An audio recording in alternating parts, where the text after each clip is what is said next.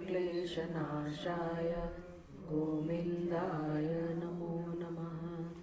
गुरुर्ब्रह्मा गुरुर्विष्णु गुरुर्देवो महेश्वरः गुरुरेव परं ब्रह्म तस्मै श्रीगुरवे नमः। मूकं करोति वाचालं पङ्गुं लङ्घयते गिरिं यत्कृपातमहं वन्दे परमानन्दमाधवम्।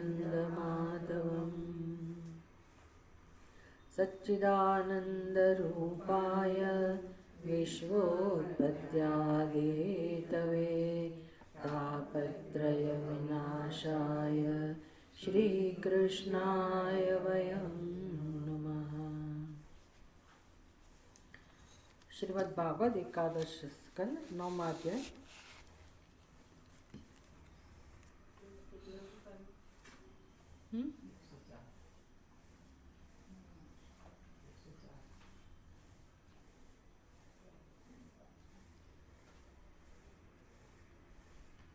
क्वचित कुमारी द्वावेव चिंतया मुक्तो परमानंदापूर्तो यो विमुग्धो जड़ो बालः यह गुणेभ्यः परंगतः। एक कुमारी से जो सीखा अवधूत जी ने, उसका वर्णन किया गया। क्वचित कुमारी तु आत्मानं ऋणानान्य गृहमागतान् स्वयं तान् हरयामास क्वापि यातेषु बंधुषु। जब उसके घर उसको पसंद करने के लिए, कन्या को पसंद करने के लिए जब घर पे कोई मेहमान आए तो उनको भोजन कराने की तैयारी उस कन्या ने शुरू की। भोजन कराने के लिए जब वह भीतर एकांत में धान कूटने लगी तो उसकी जो चूड़िया, उसको शंख की कहो कि कांच की कहो, उसकी बनी हुई चूड़िया वो शब्द करने लगी, उसका आवाज आने लगा। सा तज्जुगुप्सितं मत्वा महती व्रीडिता ततः बभज्जे केकेशः शंकान् गोदो पाण्योः अशेषयत। तो उसको लगा कि ये जो शब्द है, आवाज आ रही है वो खनकने की, वो अच्छा नहीं है। उसको उसने निंदाजनक समझा और उसको थोड़ी शर्म भी आई, क्योंकि ये सूचित करता है कि उसके घर में आटा वगैरह नहीं है, भोजन की सामग्री नहीं है, इसलिए उसको तैयार करना पड़ रहा है। तो धान कुटने के कारण जो आवाज़ आ रही थी तो उसको थोड़ा ये संकोच लगा कि क्या सोचेंगे, इसलिए उसने दोनों हाथ में से चूड़ियाँ निकाल दी और दोनों हाथ में दो दो चूड़ियाँ रखी। उसने सोचा होगा कि बहुत सारी चूड़ियाँ, इसलिए डिस्टर्बेंस हो रहा है, इतनी वो आवाज़ कर रही है, तो मैं कम कर देती हूँ। उसने दोनों हाथ में से चूड़ियाँ कम करके दो दो चूड़ियाँ दोनों हाथ में रखी। फिर भी वो आवाज़ तो आ ही रही थी, धीरे आवाज़ आ रही थी, लेकिन आवाज़ तो आ ही रही थी। फिर दो दो में से भी जब शब्द होने लगा तब उसने एक एक चूड़ी और निकाल दी। सारी चूड़ियाँ नहीं निकाली, एक एक चूड़ी रहने दी, दो में से एक कर दी। फिर आवाज़ बंद हो गया, फिर शब्द नहीं हुआ। तो ये कन्या का जो व्यवहार था,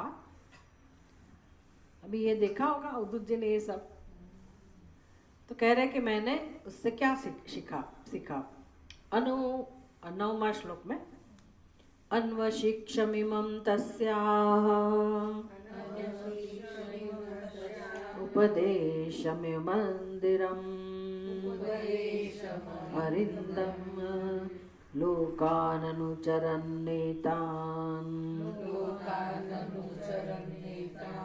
लोकतत्त्वविचित्सया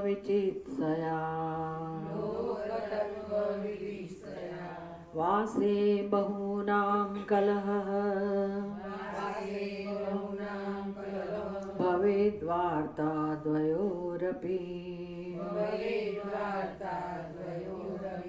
एक एव चरितस्मात् कुमार्या इव कङ्कणः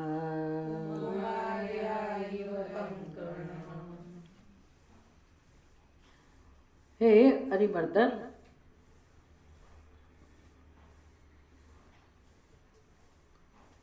अरिंदम, अरिंदम, अरिमर्दन, शत्रु का नाश करने वाला, वो किसका विशेषण है? किसको संबोधन कर रहे? कौन किसको कह रहा है? किसको कह रहे हैं? ये बात है। यदुराजा। यदुराजा अवधूत किसी की हिंसा नहीं करते ना। कोई शत्रु का संहार करने का काम अवधूत जी का नहीं है, राजा का काम है। राजा कौन है? वो यदुराजा। तो अरिमर्दन मतलब उस राजा को कह रहे हैं अवधूत जी कि लोक तत्व की जिज्ञासा से पृथ्वी पर विचरते हुए मैंने ये शिक्षा ग्रहण की। लोक तत्व की जिज्ञासा से, लोक तत्व की जिज्ञासा से मतलब इस लोक में सत्य क्या है, क्या सीखना चाहिए, जगत से हम क्या सीख सकते हैं। जगत भी एक प्लेटफॉर्म है, भूमि है सीखने के लिए। हमारे शास्त्र में जगत का कोई तिरस्कार नहीं है, क्योंकि जिस जगत के साथ हम व्यवहार कर रहे हैं वो जगत को हम गलत समझ रहे हैं। मतलब हमारा जो दर्शन है जगत का, ऐसा जगत नहीं है। जगत है तो सही, और जो मूलभूत जगत है वो ईश्वर सृष्टि है। मतलब इस क्षण वर्तमान में जहाँ जो भी है, जैसा भी है, वो ईश्वर सृष्टि है, ईश्वर का ही बना हुआ है। लेकिन हम ऐसा दर्शन नहीं करते, ऐसे जगत को हम नहीं देखते। हमारी जगत तरफ देखने की दृष्टि कैसी है? हम पहले अपने आप को दृष्टा समझते हैं, मतलब जगत में से अपने आप को हम बाहर निकाल देते हैं। ऐसी बुद्धि में हमारी ऐसी व्यवस्था है।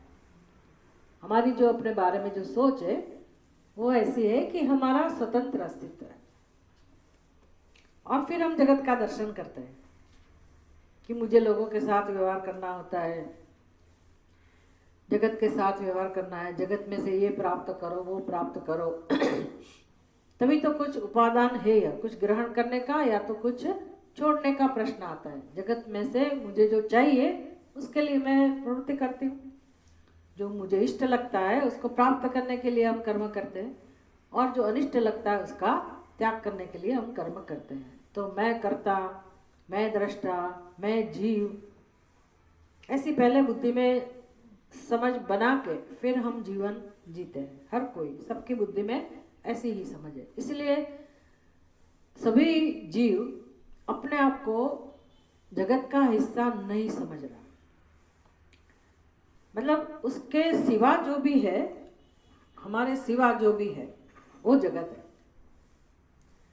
हमारे सिवा मतलब मैं समझूंगी कि मैं दृष्टा हूँ, मैं जीव हूँ, तो मेरे सिवा, मेरे अलावा जो भी हो जगत है, तो मैं किसको कहूँगी? मैं इस शरीर को। तो मैंने अपनी बुद्धि में मेरा एक अस्तित्व या तो मेरा एक कद भांप के रख दिया, इसका नाप ले लिया कि मैं इतना ही हूँ, ये मेरा शरीर है, बस इतना ही मेरा सत्य है, और बस ये शरीर मैं हूँ। तो बाकी के शरीर या तो बाकी जो भी है जड़ चेतन, ये शरीर के बाहर जो भी दिखता है वो क्या है? मैं नहीं हूँ बस। तो उसका नाम है जगत। फिर विचार नहीं है, आगे विचार नहीं। पशु पक्षी तो विचार नहीं कर सकते, लेकिन मनुष्य की बुद्धि तो ऐसी है कि अगर चाहे तो वो सोच सकता है। अगर चाहे तो वो सोच सकता है कि ऐसा है अगर, क्योंकि यहाँ तो फिर तर्क आ जाएगा। बुद्धि तो तर्क के द्वारा काफ़ी कुछ चिंतन कर सकती है, समझ सकती है। तो हम अपने व्यवहार में तो बहुत तर्क करते हैं कि ये फल दिखने में तो ऐसा लग रहा है, तो वो ये मधुर होगा कि नहीं, खट्टा होगा कि मीठा होगा। तर्क का उपयोग तो हम करते, लेकिन इस विषय में कभी तर्क का उपयोग हमारी बुद्धि नहीं करती कि मेरा जो निर्णय है मेरे विषय में और जगत के विषय में, वो निर्णय सही है कि नहीं, ऐसा कभी हमारी बुद्धि काम नहीं करती। नहीं तो तर्क करेंगे तो तुरंत कुछ रहस्य खुलने लगेगा कि भी गलती तो जरूर हो रही है। कौन सा तर्क कर सकते हो कि ये शरीर में, अपना शरीर जिसको मैं कहती हूँ, उस शरीर में और दूसरे शरीर में, बाकी सब शरीर में क्या अंतर है? क्या अंतर है? सभी शरीर किस में से बनते हैं, है कि नहीं? तो फिर सभी लोग, सभी शरीर एक ही है। तो मेरा एक शरीर को मैं अपना स्वरूप कैसे समझ सकती हूँ? मैं कैसे कर सकती हूँ? अगर व्यवहार में कहना है तो भले कहो, व्यवहार तो होगा ही नहीं, तो भले हम व्यवहार में इस शरीर को मैं कहें, लेकिन तत्व तो बुद्धि में होना चाहिए ना, तत्व की समझ तो होनी चाहिए ना कि सभी शरीर एक ही मसाले में से बने हैं। ना तो हमने बनाए हैं, हमने भी नहीं बनाया, कैसे बनता है वो भी नहीं पता, खाली मैं कहना जानते हैं शरीर को भी हम नहीं जानते शरीर के अंदर क्या है। तो मेरा नाम क्या है वो पता है, मेरा माता पिता का नाम क्या है पता है, गोत्र का पता है, मैंने क्या क्या एजुकेशन लिया वो सब पता है, मेरी हाइट कितनी है वो भी किसी को पता नहीं पड़ती है, इसलिए हाइट जान लेते हैं। वेट का पता है, रंग रूप का पता है, क्या क्या बीमारी है वो दूसरे लोग बताएंगे तो हम स्वीकार कर लेते कि ये बीमारी, और हम जीवन जी रहे हैं। इससे ज़्यादा हमारी बुद्धि में अपने शरीर के लिए भी कोई ज्ञान नहीं, और अपने आप को बुद्धिमान समझते हैं कि मैं ये जानती हूँ, मैं वो जानती हूँ, लेकिन जिसको मैं कह रही हूँ उसका भी ज्ञान नहीं है। तो जीवन में तो कुछ करना ही नहीं है, बस ये सत्य को जानना है। तो ये अवधूत जी को इसमें रस है, लोक तत्व जानने की जिज्ञासा जिसकी बुद्धि में रहती है। तो ये हमें भी सिखा रहे हैं कि आप भी अपनी बुद्धि का उपयोग करें कि ये जो जगत जिसको कहते हैं वो जगत नहीं है, ऐसा नहीं है। उपनिषद भी ऐसा नहीं कह रहा है कि जगत नहीं है, उपनिषद कह रहा है जगत मिथ्या है।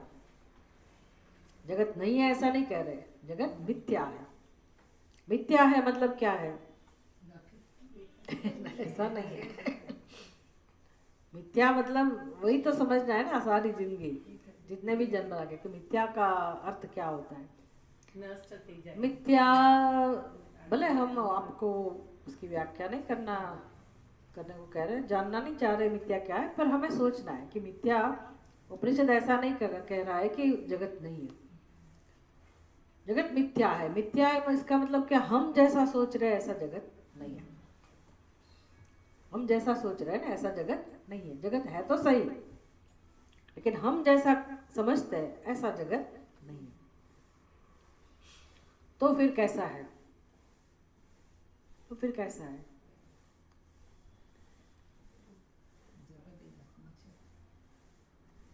जो दिख रहा है ऐसा है जगत। कैसा है मतलब क्या? शरीर दिख रहा है, नाम रूप दिख रहा है, तो मुझे दिख रहा है मतलब आंखों से भी दिख रहा है, फिर बुद्धि से भी दिख रहा है। क्या क्या दिख रहा है? तो आपका शरीर जब दिख रहा है कि नहीं, जड़ पदार्थ भी दिख रहा है, आपका शरीर भी दिख रहा है, तो मुझे मेरा शरीर भी दिख रहा है कि नहीं दिख रहा है? मेरा शरीर भी दिख रहा है, तो दूसरे शरीर जैसा ये भी शरीर है, उसको भले मनुष्य का शरीर कहो, स्त्री का शरीर कहो, लेकिन ये भी शरीर है। फिर आगे कुछ दिखता है कि नहीं दिखता है? स्थूल शरीर तो दिखता है। फिर और सोचना है, चिंतन करना है कि आगे मेरी बुद्धि में मैं क्या क्या देख सकती हूँ, किस किस को मैं जान सकती हूँ, तो मेरी ज्ञानेंद्रियों को भी मैं जान सकती हूँ। इसका मतलब है कि मुझे ज्ञानेंद्रिया भी दिखाई दे रही है। ज्ञानेंद्रिया दिखाई दे रही है, वो कैसे? आँख मुझे नहीं दिखाई रही है, नहीं, आँख मुझे नहीं दिखाई रही है। आपकी आँख में देख सकती हूँ, मैं मेरी आँख नहीं देख सकती, फिर भी मैं कह रही हूँ कि मुझे मेरी ज्ञान इंद्रिया दिखती है। इसका मतलब क्या? मेरी आंखें देख रही है कि नहीं वो मैं देख सकती हूँ। मुझे आंख से दिखाई दे रहा है कि नहीं दिखाई दे रहा, वो तो हम ही जान सकते हैं ना। तो भले मैं आंखों से मेरी आंखें नहीं देख सकती, लेकिन कोई ऐसा अंदर मेरे अंदर ऐसा प्रकाश है जिसके कारण मैं जान सकती हूँ कि मेरी आंखें काम कर रही है कि नहीं, मेरे कान काम कर रहे हैं कि नहीं, ये सब मैं जान रही हूँ ना। तो जिसका जिसका मुझे ज्ञान हो रहा है वो वस्तु मैं नहीं हो सकती। ये तो एक निश्चय है, जिसका मुझे ज्ञान हो रहा है वो मैं नहीं हो सकती। जैसे आप दिख रहे हैं तो उसको मैं नहीं कह सकती, जड़ पदार्थ भी दिख रहे हैं तो उसको भी मैं नहीं कह सकती। इसी प्रकार से ये मेरा स्थूल शरीर भी मुझे दिखता है तो उसको मैं नहीं कह सकती। तो मैं नहीं कह सकती तो उसको क्या कहना चाहिए? भी आपके शरीर को मैं क्या समझती हूँ? जगत। तो मेरे शरीर को भी मुझे क्या समझना चाहिए? जगत। फिर मेरे अंदर जो सूक्ष्म शरीर है, स्थूल शरीर तो सूक्ष्म शरीर के साथ ही है, तो फिर स्थूल शरीर को जगत में अगर डाल दिया, जगत की कैटेगरी में उसमें डाल दिया, तो सूक्ष्म शरीर भी पूरा का पूरा दिख रहा है। जब उसका अनुभव हो रहा है तो वो भी कौन से स्तर पे आता है, कौन सी कैटेगरी में आता है? जगत। जगत, क्योंकि मैंने वो बनाया ही नहीं, मैं उसको कह भी नहीं सकती, वो है। जैसे सब शरीर है, इस प्रकार से मेरा शरीर भी है। मन बुद्धि भी मुझे दिखाई दे रहा है कि नहीं दिखाई? मन और बुद्धि का भी अनुभव होता है कि नहीं होता? ऐसे दिखाई नहीं दे रहा है, मतलब ऐसा जड़ पदार्थ की तरह नहीं दिखाई देगा, लेकिन मेरे मन में क्या हो रहा है, क्या अनुभूति हो रही है, सुख की वृत्ति, दुख की वृत्ति, ये सब आपको नहीं पता होगा लेकिन मुझे तो पता है ना। आपके मन में क्या है वो मुझे नहीं पता चल सकता है, लेकिन मेरे मन में जो चल रहा है वो तो मुझे पता है। तो वो देखने वाला कोई और है ना। मन की वृत्ति दिखाई देती है, इसका मतलब देखने वाला कोई और है। और वो कौन है? मैं। दिखने वाला मैं हूँ और ये मन की वृत्ति जो है वो दृश्य हो गई। तो जो दृश्य है उसको हम क्या कहते हैं? जगत। जो दृश्य है, जो दिखाई देता है, जिसका अनुभव होता है, उसको क्या कहेंगे? जगत। तो जिसको मैं कह रही हूँ उसमें से जितना जितना दिखाई देता है वो सब आप उसको मैं नहीं कह सकते, है कि नहीं? वो जगत में ही आएगा। तो क्या बचेगा? अहंकार भी दिखता है वैसे तो। अपना अहंकार भी अगर हम ध्यान से कोशिश करेंगे तो हमें अपने अहंकार का भी पता चल सकता है। तो वो भी किस में जाएगा? दृश्य। दृश्य। तो पूरा जिसको मैं कह रही थी वो उस अस्तित्व, उसकी वास्तविकता, उसका तत्व क्या सिद्ध हुआ? जगत हुआ कि नहीं? तो अभी मेरे लिए कौन बचा? जिसको मैं कह सकूं उसके लिए कौन बचा? हाँ, लेकिन वो कैसा मैं जिसमें ये सब निकल गया? खाली ज्ञान, वृत्ति भी नहीं, हाँ, केवल ज्ञान, जिसका अनुभव हमें ही होता है। उसको बोलने की भी जरूरत नहीं है, उसको सच्चिदानंद स्वरूप कहते हैं, आत्मा। जिसका अनुभव होता ही रहता है, उसका अनुभव करना नहीं पड़ता है, वो स्वयं प्रकाश है, अपने आप उसका अनुभव होता ही। जागृत, स्वप्न, सुषुप्ति तीनों अवस्था में होता है। तो फिर मैं किसको कहेंगे? समझ में आई बात? मैं किसको कहना चाहिए? सच्चिदानंद स्वरूप। फिर आपका मैं, सभी का जो मैं है वो तो कैसा सिद्ध हुआ? सच, चित और आनंद। अभी आप जगत की कल्पना करो,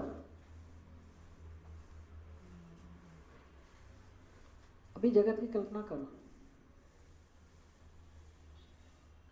किसको जगत कहते हैं?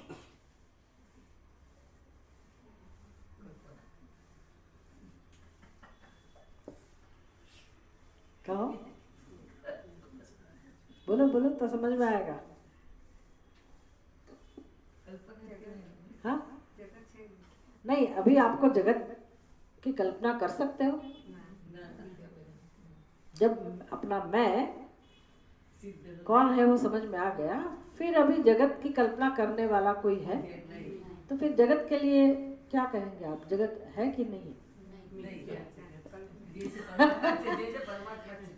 नहीं नहीं, लेकिन पहले ये तो सिद्ध करो कि आप इस वक्त जिसको जगत कह रहे हैं, जब अपना मैं समझ लिया तो अभी वहां अपना मैं को सत्य समझ के फिर जगत के बारे में बोलो कुछ। होगा जगत, जगत का अस्तित्व सिद्ध होगा? नहीं होगा। जगत का अस्तित्व सिद्ध नहीं हो सकता है। तो फिर इतना तो समझ में आया ना कि हम जैसा कह रहे ऐसा जगत नहीं रहे। फिर अभी वापस उसमें आ जाओ, तो फिर ये शरीर कौन है? मैं तो वही हूँ, सच्चिदानंद स्वरूप, लेकिन ये शरीर कौन है? ये दूसरे शरीर क्या है? दूसरे नाम रूप क्या है? ये सब क्या है? तो उसको क्या कहना पड़ेगा? हमने नहीं बनाया। और जो तत्व होगा इसकी ही ये अभिव्यक्ति है। मतलब जो भी है वो कौन होगा? जिसका पारमार्थिक सत्य सिद्ध हो सकता है, उसकी ही अभिव्यक्ति, मतलब ईश्वर। ईश्वर का ही, ईश्वर की ही सृष्टि होगी। तो ऐसा जगत है, ऐसा जगत है। और वो जगत का अनुभव कब तक रहेगा? जब तक हमारा ये शरीर होगा तब तक। लेकिन अभी मेरा इस शरीर के साथ संबंध कैसा हुआ? कैसा संबंध सिद्ध हो सकता है? ये शरीर मुझे मिला है, ये शरीर मुझे मिला है। तो लेकिन मैं उसको मैं नहीं कह सकती, मेरा स्वरूप तो सिद्ध नहीं हो सकता है। हमारी गलती कहाँ है? हम शरीर को ही मैं कहते हैं कि नहीं? लेकिन सभी शरीर है तो सभी शरीर को मैं कहूँ नहीं, लेकिन सबसे नजदीक ये शरीर है, इसीलिए मैं उसको मैं कहती हूँ। भले कहो व्यवहार करने के लिए, लेकिन समझ तो स्पष्ट होनी चाहिए ना कि जगत जिसको मैं जगत कह रही हूँ, मेरे से भिन्न जगत, ऐसा कोई जगत नहीं। तो फिर मुझे जगत की जो व्याख्या है वो सही बनानी पड़ेगी। जगत के बारे में जो हमारी समझ है उसको हमें सही बनानी पड़ेगी। जगत किसको कहेंगे? जो भी है मेरे शरीर के साथ, जो भी है ऐसा जगत है। कितने जीव और जगत? दो हुआ, फिर दो जीव दो हुआ, जीव और जगत ऐसे दो सिद्ध हुआ। जगत है, जगत है। और जिस जगत है मतलब इतने शरीर है, लेकिन सभी शरीर के अंदर उसका अधिष्ठान, शरीर को धारण करने वाला, वो कौन हो सकता है? सच्चिदानंद स्वरूप। ऐसा जगत समझो तो कोई बात नहीं, क्योंकि ये ईश्वर का सर्जन है, समझ सकते हैं। फिर ये शरीर के साथ फिर अभी मेरा संबंध कैसा होना चाहिए? तो भले मैं शरीर को मैं कहूँ, लेकिन समझ स्पष्ट होनी चाहिए कि ये मेरा स्वरूप नहीं है। शरीर मुझे मिला है, शरीर मुझे मिला है। फिर प्रश्न आता है, फिर क्या प्रयोजन होगा? क्यों मिला है? तो पढ़िए तत्वबोध, है कि नहीं? तत्वबोध पढ़िए कि शरीर का क्या प्रयोजन हो सकता है। लेकिन दूसरे लोग कहाँ सोचते हैं? बस हमारी समस्या यही है, दूसरे को कहाँ पता है? दूसरे को पता क्यों नहीं है? क्योंकि कभी इस विषय में प्रश्न नहीं करते, चिंतन नहीं करते। इसी का नाम माया, इसी का नाम संसार। किसको ये सब प्रश्न उठेंगे? किसको समय मिलेगा ये सब सोचने के लिए? किसको जिज्ञासा होगी? इसलिए कहते हैं कि बहुत पुण्य जिसने कमाया हो, बहुत कृपा जिसने प्राप्त की हो, उसी को ही मनुष्य का जन्म मिलता है, उसी को ही जिज्ञासा उत्पन्न होती है, उसको ही प्रश्न उठते हैं, और वही व्यक्ति इसका जवाब प्राप्त करने के लिए अपने जीवन का उपयोग करते हैं। समझ में आती है बात? और हमें लगता है कि नहीं नहीं, वो जो चल रहा है वही सर्वस्व है, अंतिम है। और हमारा संसार चलता रहता है, चलता रहता है। अभी बूढ़े हो गए, 80 साल हो गया, 90 साल हो गया, लेकिन कभी भी जीवन में ये चिंतन के लिए समय नहीं आता। ये प्रश्नोत्तरी से ये सीखना है, गुरु की क्या जरूरत है, अवधूत जी क्या सिखा रहे हैं। तो जगत में से ही तो सिखा रहे हैं ना कि जगत में देखो क्या क्या हो रहा है। तो कैसे अभी ऐसा, ये शरीर को हम इसी जन्म में तो मैं नहीं कह रहे हैं ना, सभी अपने शरीर को मैं कह रहे, लेकिन कितने समय से? इस शरीर में तो चलो जितनी आपकी उम्र है तब से कह रहे हैं, लेकिन शरीर में अहम भाव ये तो हमारा स्वभाव ही बन गया है अनादिकाल से। शरीर बदलते रहते हैं, लेकिन सोचते नहीं है कि वो जिसको मैं कह रही थी वो पुराना शरीर तो चला गया और दूसरा शरीर मुझे मिला, तो इसका मतलब है मेरा स्थान अलग है, मेरा स्वरूप अलग है और ये शरीर का स्वरूप अलग है। दोनों में से पता चलता है कि इसमें से नित्य कौन है और अनित्य कौन है। भाई जो मिला, चला गया, नष्ट हो गया, उसको क्या कहेंगे? अनित्य। और जिसने शरीर धारण किया है वो सच्चिदानंद स्वरूप आत्मा, वो कभी भी बदलता नहीं। तो नित्य कौन हुआ? वही हुआ। तो ये समझने के लिए बुद्धि में व्यवस्था है कि नहीं है? बुद्धि ये समझने का काम कर सकते है कि नहीं कर सकते? कर सकती है, सभी की बुद्धि नहीं कर सकती। भैंस के आगे जाके मैं ये सब मुझे भैंस की याद आती है हमारे यहाँ उधर बहुत भैंस होती है, तो उसके पास जाके हम ऐसा उसको कहे कि तुम, क्योंकि उसका आत्मा भी वही है जो मेरा आत्मा है, भी तुम सोचो। उसको हमारे जैसे प्रश्न भी नहीं है ना? उसको कोई तकलीफ है क्या? उसको खाली भोजन मिलेगा कि नहीं उसकी तकलीफ होगी।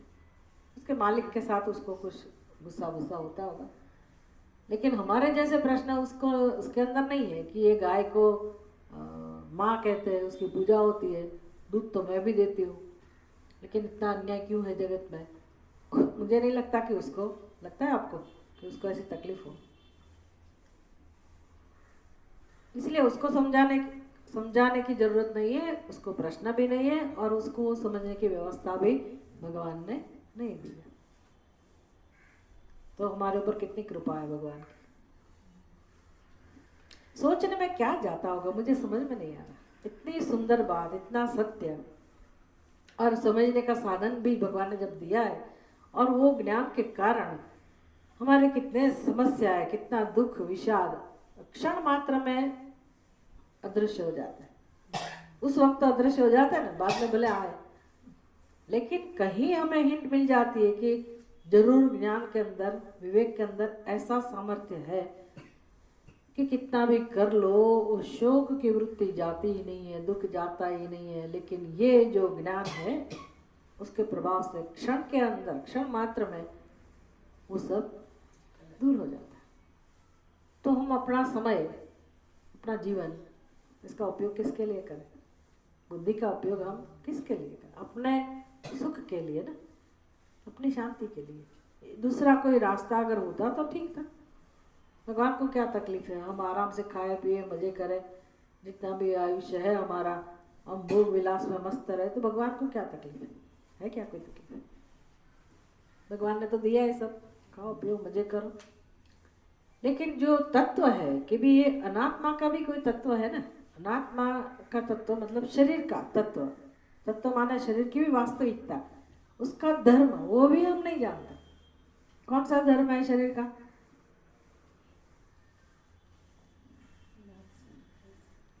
हमें तो ये शास्त्र की भाषा में चाहिए।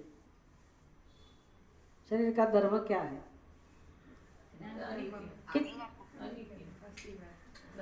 शरीर का धर्म, शरीर का धर्म विकार वाला है कि नहीं? शरीर कितने विकार शास्त्र में समझाते हैं।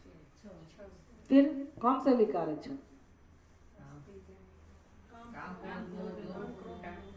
शरीर का विकार।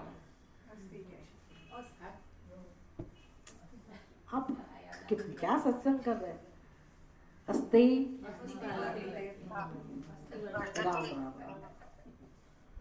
अस्मी बातें प्रिय का शरीर की बात कर रहे हैं। फर्स्ट, सबसे पहला विकार भी गर्भ में है, अस्थि, फिर बाहर आया, जायते, जन्म हुआ, फिर वर्धते, फिर विपरिणामते। ये विकार है कि नहीं? सब कल्पना करनी पड़ेगी। नया क्या सीखना है? जो हो रहा है वही ना। कोई ऐसी कोई थियरी तो हम नहीं पूछ रहे आपको कि किस किताब में पढ़ा है। तो इतना याद नहीं रहता कि शरीर का विकार क्या है, क्योंकि हम उसमें से मैं पना निकालना ही नहीं चाहते। कि शरीर को तो जानो, आत्मा को तो जब जानेंगे तब जानेंगे। शरीर को तो अच्छी तरह से जान लो कि भी विकारवान है, तो भी अंदर होगा कि इसको फिर मैं नहीं कहना चाहिए, हद हो गई अभी। अस्ति जायते वर्धते विपरिणमते अपक्षीयते विनाश्यते।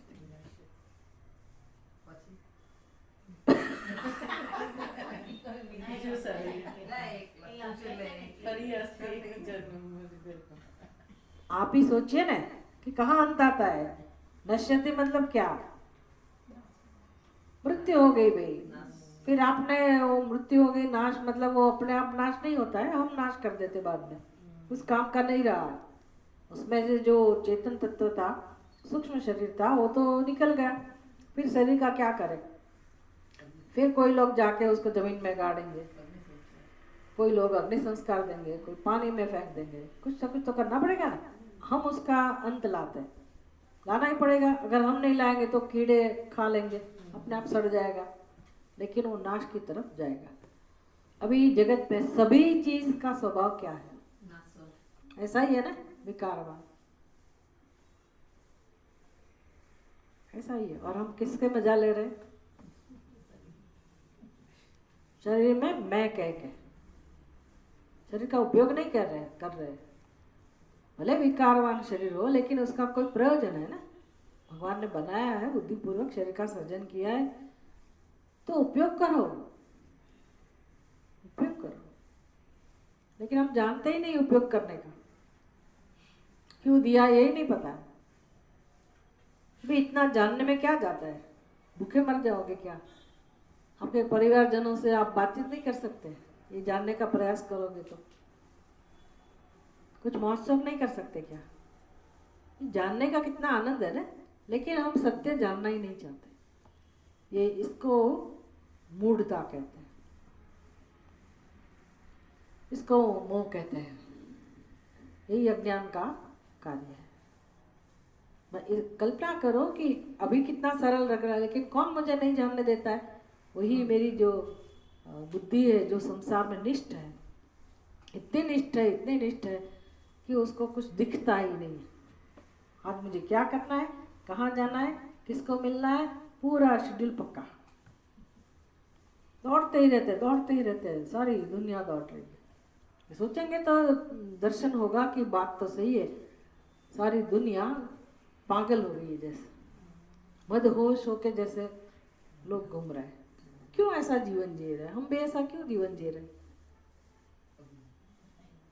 हम पूछ नहीं रहे आपको, हमें ऐसा प्रश्न उठना चाहिए कि हम इतने दुखी क्यों हो रहे हैं, क्यों इतना इकट्ठा करने के लिए भाग रहे हैं? जब शरीर ही खत्म होने वाला है, तो फिर इसको मैं कह के जो मैं जितना भी इकट्ठा कर रही हूँ, दौड़ रही हूँ, वो क्या मुझे मिलेगा? मिलेगा। लेकिन सारी दुनिया इसके पीछे ही भाग रही है, बस प्राप्त करो, प्राप्त करो, प्राप्त करो। तो ऐसा, इसको क्या कहेंगे? अज्ञानी कहेंगे ना। इसमें से, और ठीक है चलो ऐसा है तो है, कोई बात नहीं, लेकिन हम संतुष्ट है क्या ऐसे जीवन से? मुख्य प्रश्न ये है। हम जो भी जितना भी भाग रहे, क्या चाहते हैं? क्या चाहते हैं?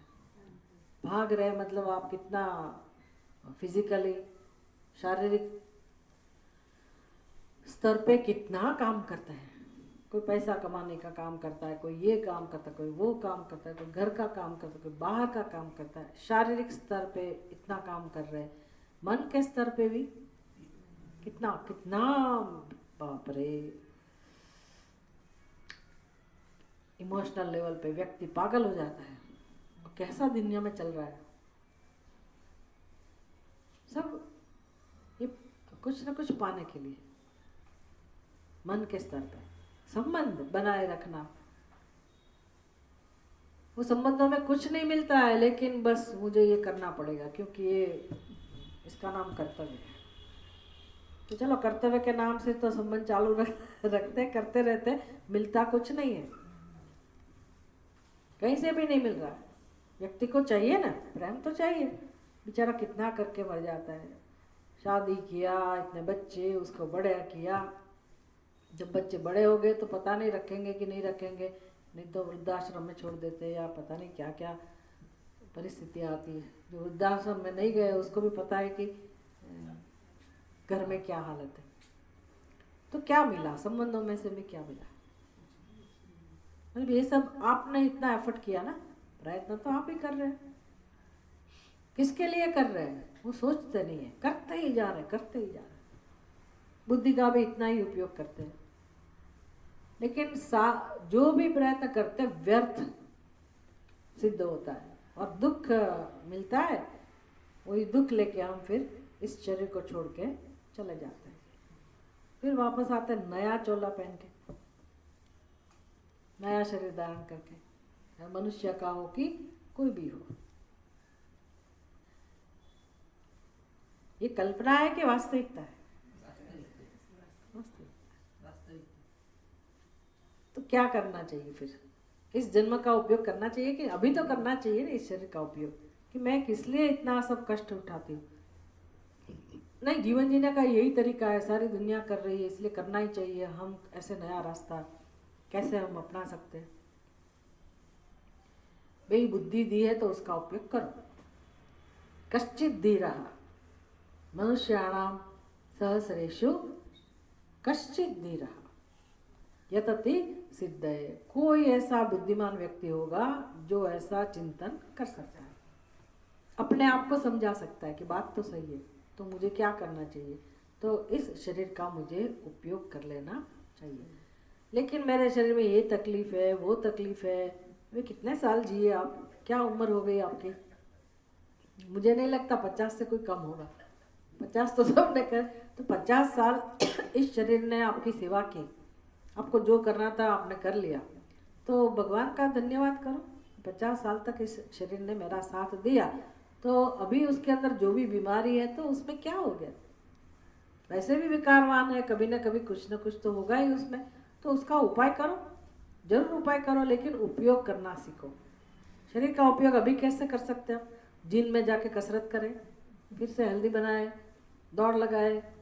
तो सारी दुनिया ऐसा ही कर रही है ना कि नहीं नहीं अभी तो मैं फिट हूँ, मैं पैसा भी कमा सकती हूँ, ये भी कर सकती हूँ, वो भी कर सकती हूँ। जरा बुद्धि का उपयोग करिए कि भाई अभी इस शरीर में सबसे कीमती चीज़ क्या है मेरे पास? बुद्धि। और मैं जो भी कर रही थी जन्मों जन्मों से मैं कर रही हूँ और सारी दुनिया कर रही है, आखिर में किसके लिए कर रहे हैं? सुख की प्राप्ति के लिए, या तो कहो दुख की निवृत्ति के लिए। तो वो बुद्धि का उपयोग इस विषय में करो कि मुझे सफलता कैसे मिल सकती है दुख की निवृत्ति में और सुख की प्राप्ति में। तो अभी हमने जो चिंतन किया उसमें मैं का स्थान कौन सा सिद्ध होता है? मैं कहने के लायक कौन सी चीज हमारे अंदर है? सच्चिदानंद स्वरूप आत्मा। वो क्या भगवान को प्रार्थना करके मुझे बोलना है कि भगवान मुझे आत्मा दे दो? बोलना है? वो तो है ही ना, वो आनंद स्वरूप ही है ना, कि उसमें शक है कि मेरे पास है कि नहीं, मुझे चेक करना पड़ेगा। उसका प्रमाण चाहिए क्या? वो तो है ही। और वो कैसा है? अपवित्र है? नहीं, आप दूसरे लोगों का आत्मा पवित्र होगा, पुण्यात्मा होंगे, लेकिन मैं तो पापी आत्मा हूँ।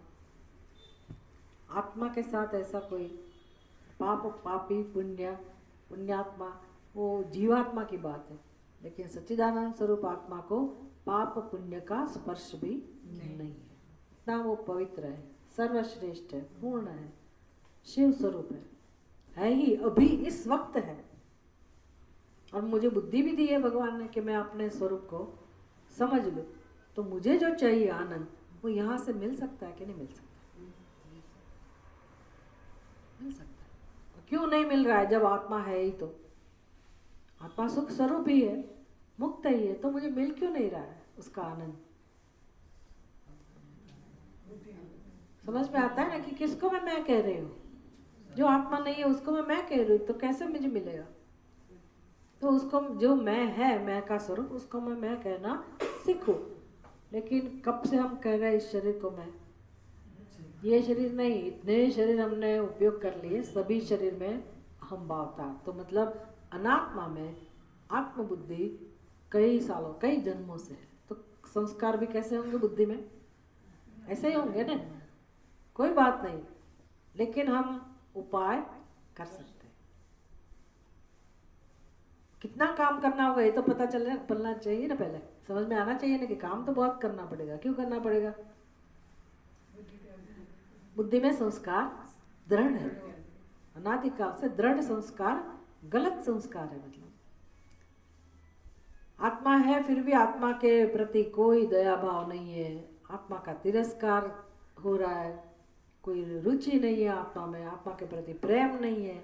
और सारा का सारा प्रेम, हम आत्मा का स्वभाव ही प्रेम स्वरूप है, लेकिन वो प्रेम बह रहा है बाहर की तरफ, जो अनात्मा है ना उसकी तरफ बह रहा है। कोई मुझे दूसरा महत्व दे, इसको पकड़ो उसको पकड़ो, यहाँ जाओ वहाँ जाओ, ये प्राप्त करो वो प्राप्त करो, ये अनुभव करो वो अनुभव करो, उसमें ही हम लगे। तो संसार का स्वरूप तो यही हुआ कि आत्मा को छोड़ के अनात्मा में अहम महत्व बुद्धि धारण करके फिर अनात्मा को प्राप्त करने के लिए हम दौड़ते रहे। पहले एक अनात्मा में एक उपाधि में हम अहम भाव प्राप्त करते हैं, उसको मैं कहते, फिर वही जो अतृप्ति है या तो जो हमारी सुख पाने की इच्छा है उसकी पूर्ति के लिए हम दूसरे अनात्मा की तरफ दौड़ लगाते हैं। इसी का नाम संसार। इसी चक्कर में नए नए शरीर हम प्राप्त करते हैं। तब बहुत हो गया, अभी बहुत हो गया, इस जन्म में हम दिशा बदल सकते हैं। नित्य सुख प्राप्त करने के लिए हमें दूसरे अभी अनात्मा दूसरे शरीर उसको पकड़ने की जरूरत नहीं है। हम आत्मा को प्रेम कर सकते हैं, आत्मा को हम समझ सकते हैं। कम से कम इस जीवन में शुरुआत तो करें। फिर प्रश्न उठते हैं कि मेरा मन लगता ही नहीं है, ध्यान भी नहीं हो रहा है, भगवान का जप भी नहीं होता है, श्रवण तो बहुत दूर की बात है। कभी माला लेके बैठे पता लगेगा कि माला कितनी कर सकते। पूजा तो हो जाती है दूसरे काम करते करते, क्योंकि उसमें ही जैसे अपना भोजन करते तो भगवान को खिलाया, क्या बात है, वही कर्म ही हुआ ना, वो कर सकते हैं। उसमें आपका मन इधर उधर है तो कोई बोलने वाला नहीं है। भगवान की पूजा की और दूसरा मन में कुछ संकल्प विकल्प चलते रहते तो वो हमें पता भी नहीं चलेगा। लेकिन जब करने के लिए जब बैठेंगे तो पता लगेगा कि हमारा मन उसमें नहीं लगता है। फिर जब से भी सूक्ष्म ध्यान करने के लिए बैठो, असंभव। पता तो चले कि ये असंभव है, मुश्किल है, लेकिन हमें वो चिंता ही नहीं है ना। नहीं, हम तो पूजा करते हैं रोज, हो गया काम। और जब ये सीखने का समय आता है, सुनने का समय, हमारे अंदर कोई ताकत नहीं होती कि कैसे हम श्रवण करें, इस चीज़ को हम कैसे सीखें। हम किताब देते हैं सबको हाथ में कि अपने किताब में से आप देखिए, श्लोक पढ़िए, लेकिन तुरंत व्यक्ति कहीं और जगत में चले जाता है। सुनने की बात आती है ना तो श्रम लगता है, क्योंकि वैल्यू नहीं है, श्रवण की वैल्यू नहीं है। भी श्रवण के लिए मुझे कैसे तैयार होना चाहिए, अध्ययन के लिए कैसे तैयार होना चाहिए, वैल्यू नहीं है, महत्व बुद्धि नहीं है, व्यर्थ जाता है व्यक्ति बेचारा। अगर सत्संग करता है तो भी व्यर्थ जाता है उसका प्रयास, कुछ नहीं मिलता उसको। तो कितना कठिन है वैसे, अपना ही स्वरूप है लेकिन फिर भी उसको समझना। इसलिए मनुष्य का जन्म जो है ना, वो उसका उपयोग अगर हमें समझ में आ जाए कि क्या करना है, तो उसके लिए हम जीवन जिए। आत्मस्वरूप की प्राप्ति के लिए कैसा जीवन होना चाहिए, बहुत कुछ सोचना पड़ेगा। भगवान कहते हैं कि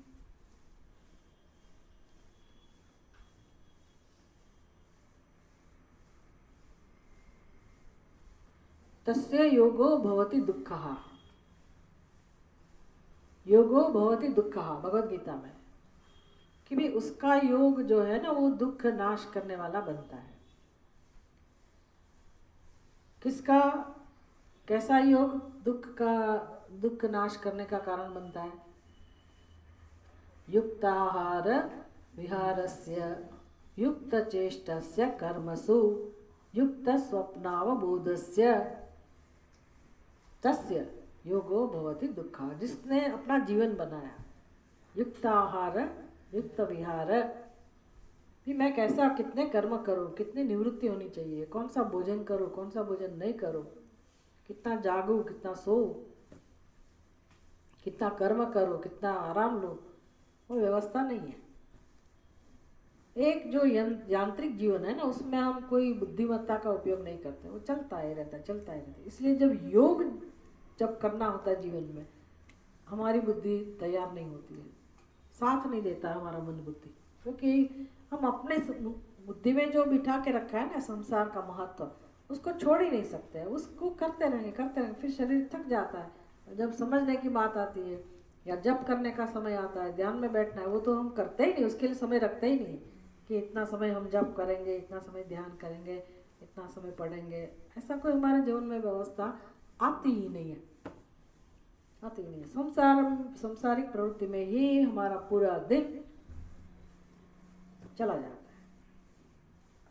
तो इसको तो योग नहीं कहते। योग के बिना तो कुछ काम बढ़ेगा नहीं, योग के बिना हम कुछ नहीं कर सकते। तो योग किसको कहते हैं वो जानो भाई। जीवन कैसे अपना हम जिए, मतलब अपना व्यक्तित्व कैसे तैयार करें। तो चिंतन, ये तो चिंतन का मार्ग है तो भागवत विचार करो। भागवत में तो भक्ति के सिवा और क्या होना चाहिए, कुछ नहीं होना चाहिए ना। लेकिन भागवत के अंदर ये इतना सुंदर चिंतन करने को सिखा रहे कि भले ये जगत हमको लगता है कि ये अज्ञान के कारण है या मिथ्या है, जो भी है वो तो बाद में सोचेंगे मिथ्या किसको कहेंगे। वो ये तो हमने अभी ऐसे समझा दिया है क्या कि मिथ्या किसको कहते हैं। नहीं है, ऐसा नहीं, बाद में कहेंगे नहीं है, बाद में सबको कहना पड़ेगा कि जगत नहीं है। बाद में मतलब कब? सच्चिदानंद स्वरूप आत्मा में जब आत्मबुद्धि हो गई, समझ आ जाएगी कि वही सत्य है, तो बाकी सब जगत जो है वो नहीं है ऐसा कर सकते। लेकिन इस वक्त जब मैं बोल रही हूँ, मैं सुन रही हूँ, मेरा शरीर है और व्यवहार करना ही है, आंखें बंद करके तो हम बैठ नहीं सकते। चिदानंद रूपा शिवोहम शिवोहम, तो भी कोई शरीर तो जाएगा नहीं, वो तो शरीर तो काम करेगा, भूख लगेगी, आँख खुलने को मन करेगा, सब व्यवहार तो होगा ही, अनुभव तो होगा ही। तो फिर शरीर को मैं कहना ही पड़ेगा, मैं नहीं है फिर भी मैं कहना पड़ेगा व्यवहार के लिए। बुद्धि बनानी पड़ेगी कि हाँ कुछ जरूर प्रयोजन होगा शरीर का, मेरी ही इच्छा के कारण भगवान ने शरीर दिया है, तो शरीर का उपयोग करके मैं जो मुझे प्राप्त करना है वो प्राप्त कर लूँ। मुझे क्या प्राप्त करना है? पूर्णता प्राप्त करनी है, नित्य सुख प्राप्त करना है, तो शरीर का उपयोग करके मैं वो सब कर लूँ। तो बुद्धि का उपयोग करो, चिंतन का उपयोग करो। तो ये शास्त्र हमें सिखा रहा है, शास्त्र से मार्गदर्शन प्राप्त करना है कि किस प्रकार से हम बुद्धि को तैयार करें, कैसे तर्क को अपनाएं जीवन में, किस प्रकार से विचार करके सत्य को हम जाने और जो असत्य है उसका हम त्याग करें। इसीलिए जगत को मिथ्या कहते हैं, क्योंकि ये सत्य साबित नहीं हो रहा है। जो कोई भी एक अवस्था में जिसका अस्तित्व नहीं है, और नाशवंत भी हमने समझा, तो नाशवंत को हम सत्य कैसे कह सकते हैं? और बिल्कुल असत्य भी नहीं कह सकते, है भी सही। विकार तो विकारी है तो सही ना, इसीलिए उसको मिथ्या कहा जाता है। मिथ्या का मतलब नहीं है ऐसा नहीं है, मिथ्या का मतलब है और नहीं भी है। और इतना ही नहीं, वो अपना अस्तित्व नहीं है उसका। वो फिर जब मिथ्या का प्रसंग आएगा तब हम समझेंगे। जैसे घड़े को मिथ्या कहते हैं, तो घड़े के अंदर तो विकार है, जैसे ये शरीर के अंदर विकार है, ऐसे घड़े के अंदर भी विकार सिद्ध होंगे ना, कि घड़ा उत्पन्न हुआ तो जायते, उसमें वर्धते विकार नहीं है भले, लेकिन जैसे जैसे इतना बना फिर इतना बना, वो बनाता गया ना, उसको पूर्ण रूप से बना, फिर भी उसके अंदर विकार कौन सा है? वो कभी भी टूट सकता है, अपक्षय हो सकता है, रोज रोज उसके अंदर परिवर्तन आता रहता है। घड़े के अंदर उसका रंग चला जाएगा, उसके अंदर से छोटे छोटे कण हैं वो भी नष्ट होते जाएंगे, और कोई एक दिन सारी इमारत जब नष्ट हो जाती है तो घड़ा भी नष्ट हो सकता है, तो विकारवान तो है ही।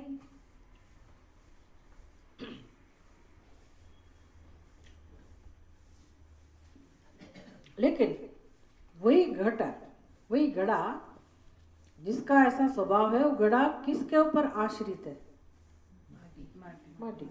माटी के अंदर ऐसे विकार नहीं है, घड़े में जैसा है ऐसा। फिर माटी के अंदर भी कोई ऐसा तत्व है, वो मिट्टी जो है उसका भी आधार कौन है? फिर आपको फिर उपनिषद का सहारा लेना पड़ेगा। सबको दुनिया में तो सबको पता नहीं है कि मिट्टी का आधार कौन है।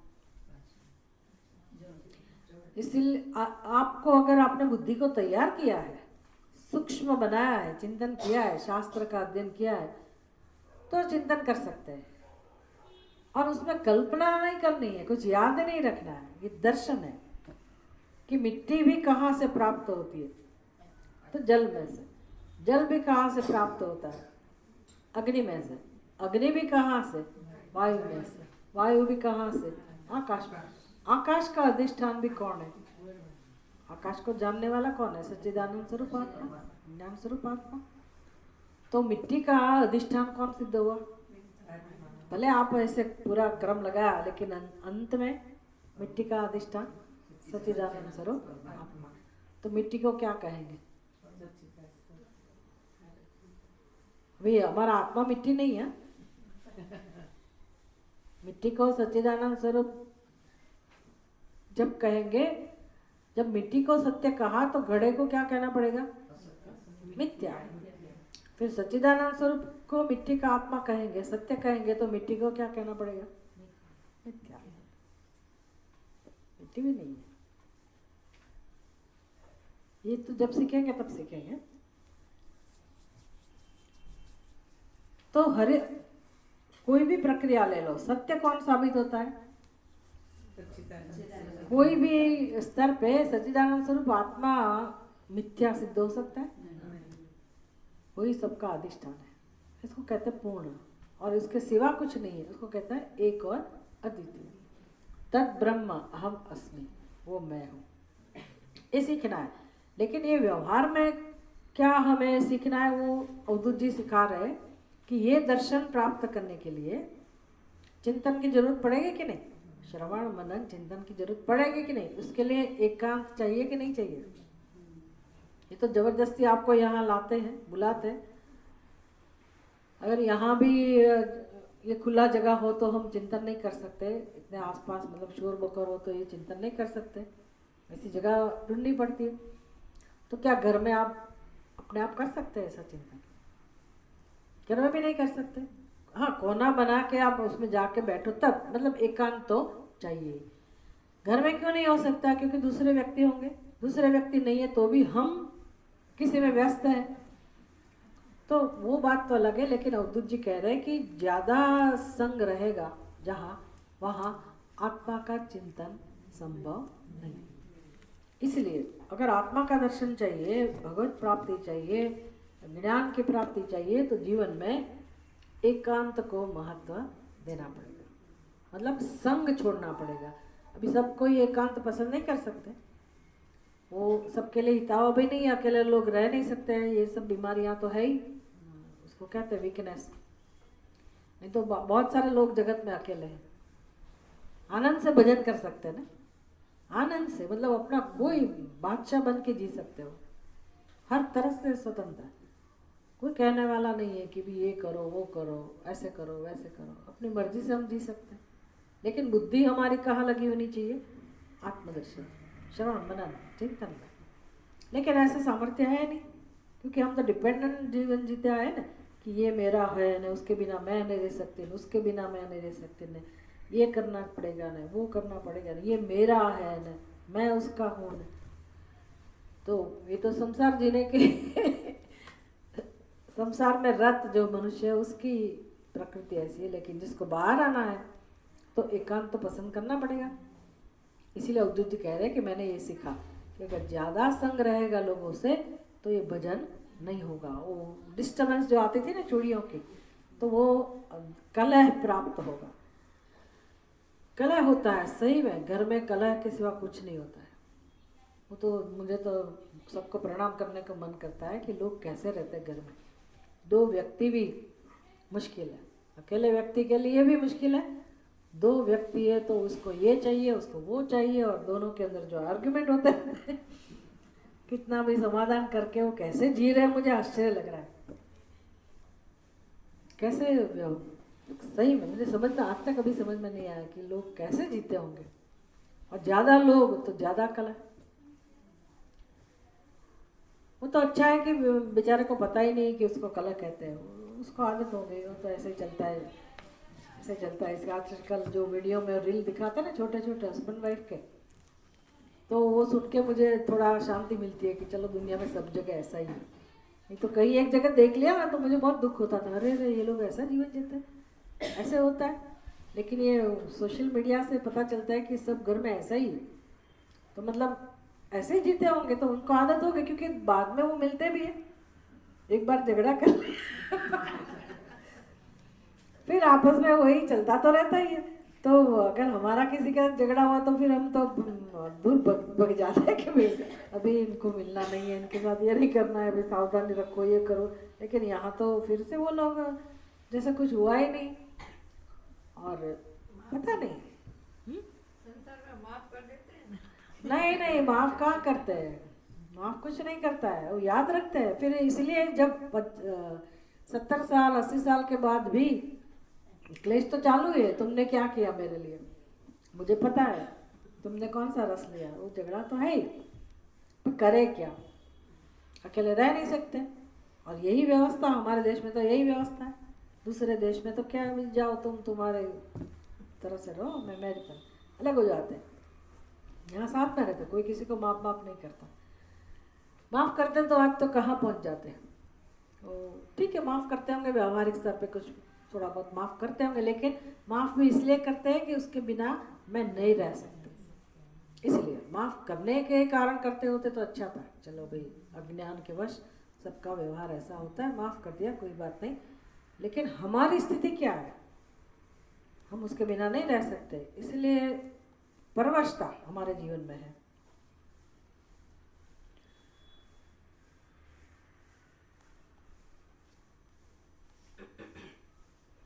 कितना सुंदर उपदेश हमें यहाँ से मिला कि एक कन्या से भी अवधूत जी ने ये सीखा